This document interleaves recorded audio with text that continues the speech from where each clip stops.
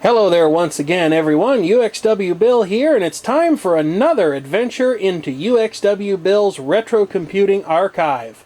What you're looking at right here is an Epson Equity I Plus IBM compatible personal computer system.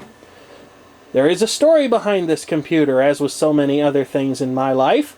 Those of you who have been watching my channel for the past couple of years may no doubt recall that at one point in time I ventured down to the St. Louis, Missouri suburbs to meet up with a man who had an IBM PS2 model M57 DV computer that he had purchased new, available for sale. Well, as he and I were wrapping up the details of that sale, another computer system emerged. His previous computer was this Epson Equity I Plus, another system that he also bought new. Well, this system had a bit of a problem. Its hard drive was suffering from a problem known as stiction. Stiction is basically what happens when a hard drive's heads somehow become adhered to the smooth surface of the disk platters inside the hard drive. They can become so tightly adhered to the disk surface that the spindle motor on the hard drive cannot break them free.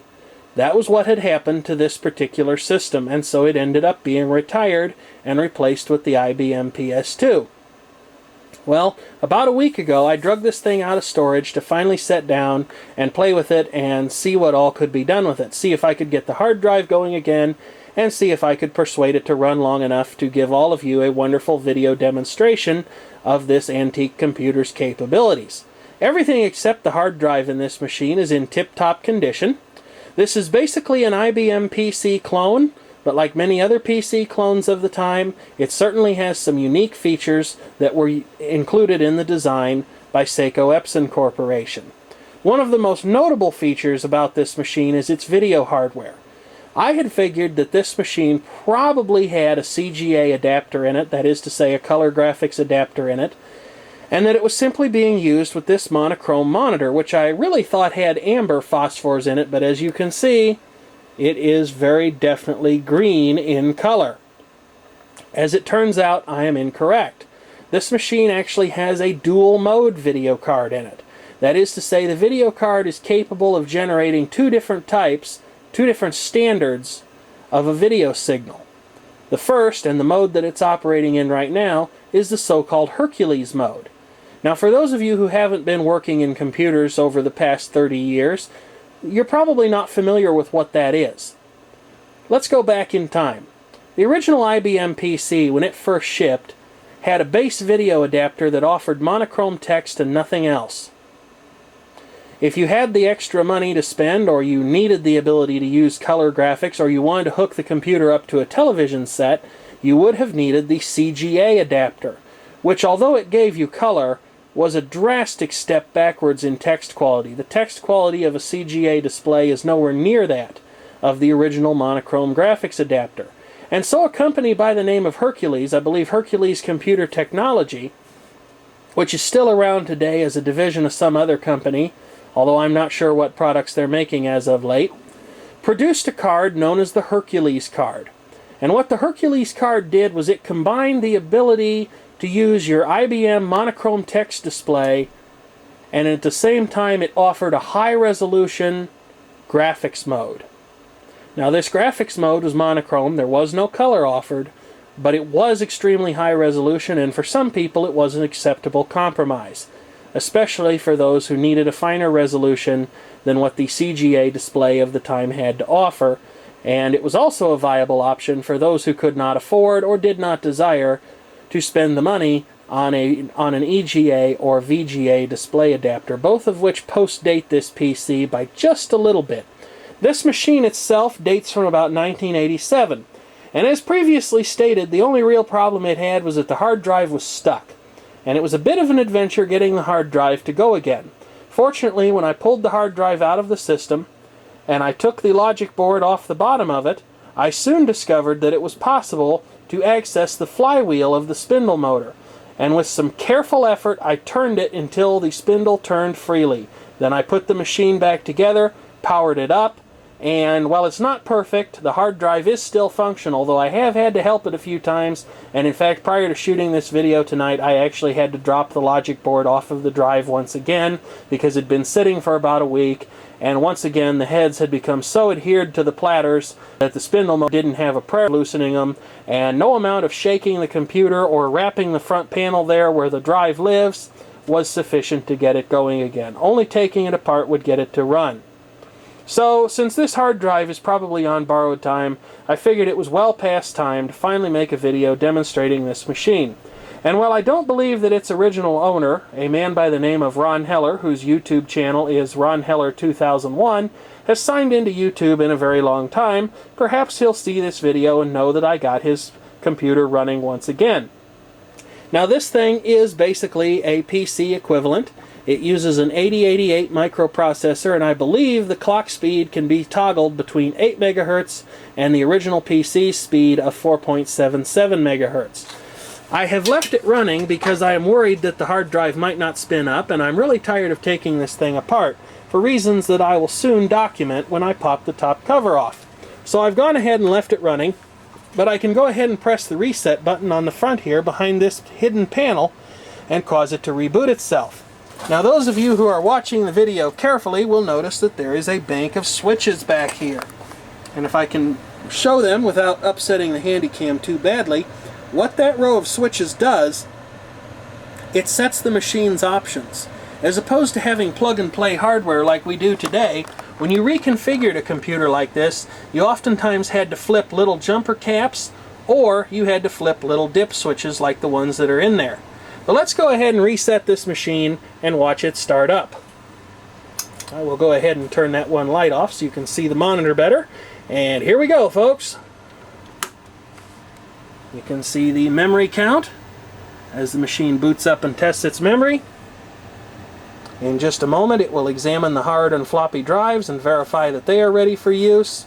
And then it will go ahead and turn control over to the operating system once again. Here you can see the machine booted into its version of Microsoft's MS-DOS operating system. This machine is running a slightly customized version of MS-DOS version 3.22, or 3.22 if you prefer the expression that way. Now, it has no problem with 2000 era dates, and it has no problem keeping good time. The system has a pair of lithium batteries that are plugged into the motherboard. Fortunately, the batteries are situated in an empty part of the case, so if they ever fail, they would not destroy the motherboard. And apparently, over 20 years later, they are still keeping good time. However, the date setting does not stick. It always goes back to sometime in 2008, and I believe that in order to set the date, I may need to use an Epson-provided utility. Luckily, if you have one of these machines, Epson still makes available from their FTP site not only the owner's manual in PDF format, but also the utilities that you need to configure and operate this system satisfactorily, which, considering that they haven't produced any personal computers since the 486 era, is really quite impressive. As you can see, there's a fair amount of software on the system. Now, he has left, Ron Heller left some of his personal information on here, and I do not intend to show that information because it is obviously private, but I will certainly demonstrate some of the software that is preloaded on this machine. Perhaps one of the first programs I will demonstrate will come as a bit of a shock to some people, because this is not a 286 or better machine. This is an XT class machine, and so it lacks any kind of protected mode that would enable it to run an advanced operating system such as IBM's OS/2 or Microsoft's Windows. Still, Microsoft Windows version 3.0 did feature the ability to run in real mode, and you can see here the graphics capability of the Hercules graphics adapter that is in this machine. You can also see that it definitely takes a little bit to enter the Microsoft Windows system. Unfortunately, adjusting the monitor is a bit of a compromise between text mode and graphics mode, and I'm not the first person to have been down this road because someone has taken the horizontal centering control on the monitor and pushed it hard enough that it has actually tilted back inside the monitor's casing, which will require repair. This monitor, although it says Epson on it, was made in Korea by Gold Star. As you can see here, the Windows 3.0 Program Manager is open, and I can actually go into the various program groups and run the various programs on the computer. However, there is no concept of multitasking since the microprocessor simply does not support it, and it is really rather slow to run. But Microsoft Windows 3.0 can definitely run on this system. It is also, coincidentally, the last version of Windows that will run on this system. Windows 3.1 requires a 286, and Windows for Workgroups 3.11 or 3.11, depending on how you prefer to express it, up the requirement for your computer system to have a 386 class processor at the very minimum. And of course, Windows 95 also requires a 386SX class or better processor. You can see the Windows Paintbrush program here. You can also see that it takes a fairly long time for the system to respond to my inputs. I do not have a mouse attached, so using the Paint program would be kind of difficult, but it does serve to illustrate that the Hercules graphics adapter actually has pretty good display resolution, even though it is only a single color. The patterns down below are actually accomplished using a method known as dithering, where black and white pixels are alternated in varying proximities to one another to create the illusion of having multiple shades of a certain color, in this case green, available. So Microsoft Windows definitely runs on this system slowly, but without too many issues.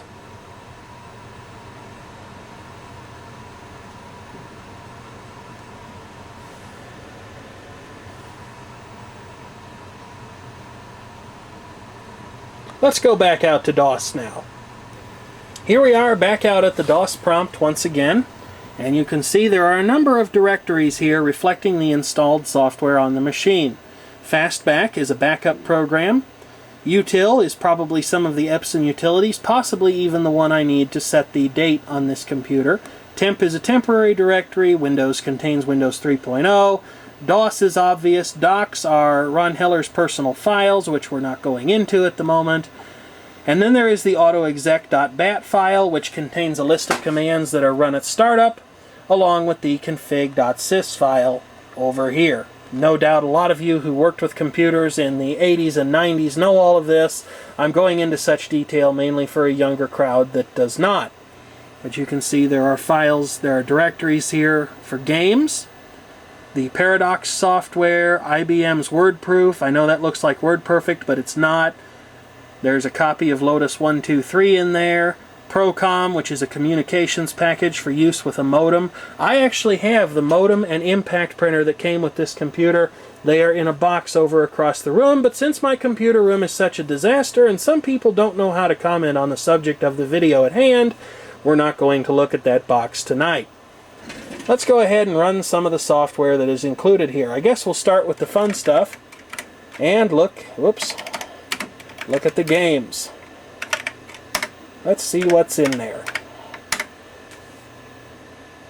Most of these are basic games, so we'll need to load a basic interpreter if we want to run any of those. But there are a couple of them that appear to be directly executable, so we'll go ahead and start with those first. Looks like there's a rousing game of Brick in here. Oh, sorry, this game requires the color graphics adapter. Luckily, at some point, I have a CGA monitor that I am planning on hooking this up to this machine so that I can demonstrate the Buick discs on what would have been their proper environment as opposed to the PS2 Model 57 that I demonstrated them on at first. Here's a game that should run because it's asking us if we have a color monitor, and of course we're going to say no. Talks about Amazing Maze. If you would like to see this game, if you like this game and would like to see future enhancements, I will maintain a file of those who, under the freeware trademark concept, will contribute a suggested $10 and their name and address. I will contact those persons with information on future versions I plan to make on this program. Any suggestions are welcome. Freeware is a trademark of Headlands Press Incorporated. Never heard that before. Don't think it was a registered trademark, and these days, even if it were, it would be something of a genericized trademark. But where people exchange software via the internet these days, back then a lot of people swapped disks. Would I like instructions? Yes, I think I would, because I've never played this before. So I'll read the instructions and then I'll be right back. Well, I have no idea how I will be at playing the maze game, but I chose the novice level, and I will try the puzzle that says easy target, because computer games are really not my thing. Oh, and look at that, we got an illegal function call at an address. Well, that's no good at all. I wonder if any of these games do what they ought to do. Here's a little basic routine that will play the William Tell Overture. This was authored by IBM, and it's kind of funny to see such a serious business-oriented company having a little bit of fun and taking itself less than seriously. Unfortunately, the graphics in this program really leave something to the imagination. Now, if you want to hear the complete melody, I'll post a separate video with that.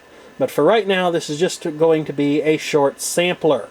So let's see what happens here when we start this program running.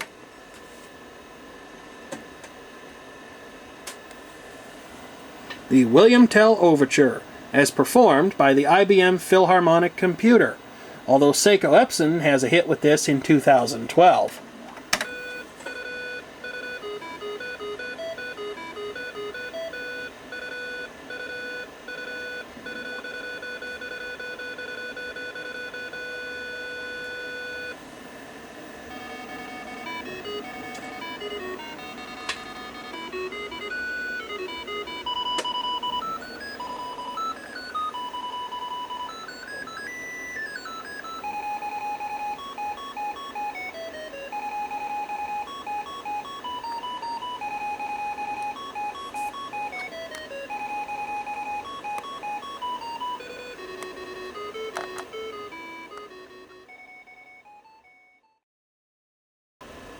As you might be able to hear, we're having a nice little winter thunderstorm outside, so if the lights should suddenly go out, at least you will know why.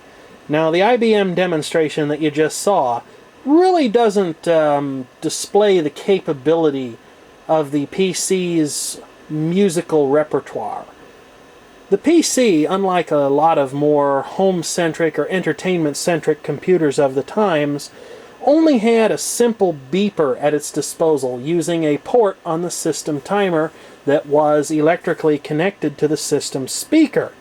Other systems of the time, such as the Tandy 1000 and any of the home computers like the extremely popular Commodore 64 or 128, those computers had considerably more flexible sound circuitry, oftentimes with sound effect generating chips, even crude synthesizers and noise channels available.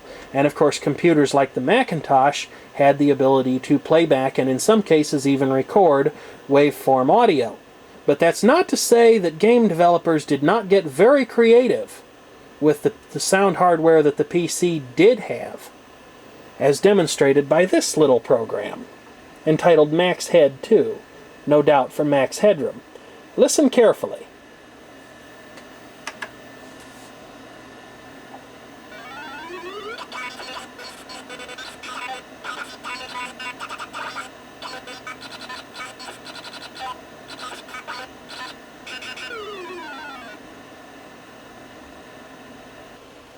Of course, when it came to actually doing some work and getting things done, this machine was equally capable of doing that as it would be of playing games. Let's look at a word processor of the time. One of the very popular word processing packages of the day was Micropro's own WordStar.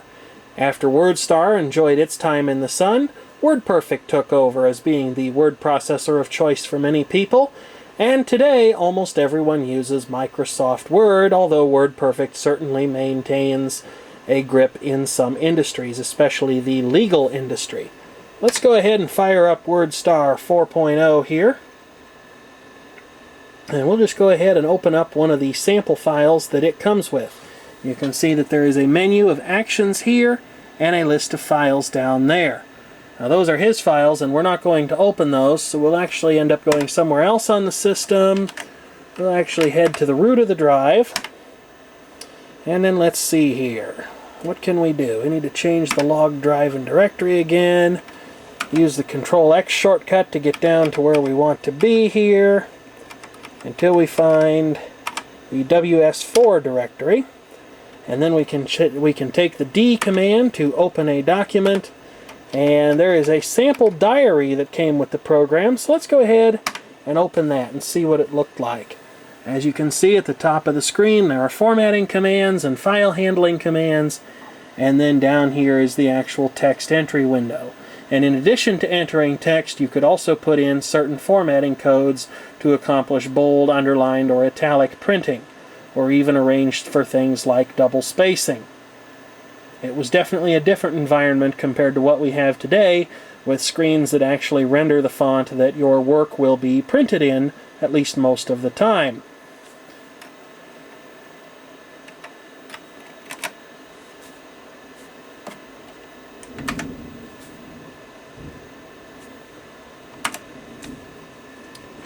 Well, that's pretty much the software demonstration. Let's have a look inside this machine. The power switch is actually hidden behind an opening door, as you can see. I'll go ahead and shut the power off and pop the cover.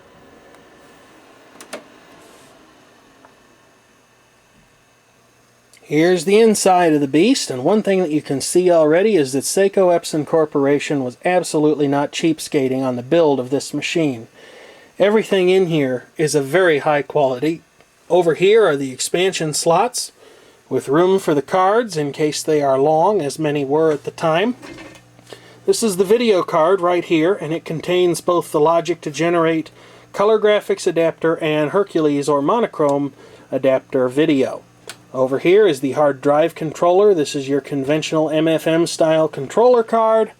And right down there is the lithium battery pack that keeps the system's time and date running. This is another departure from the original IBM PC and the later XT, neither of which had a hardware battery-backed clock.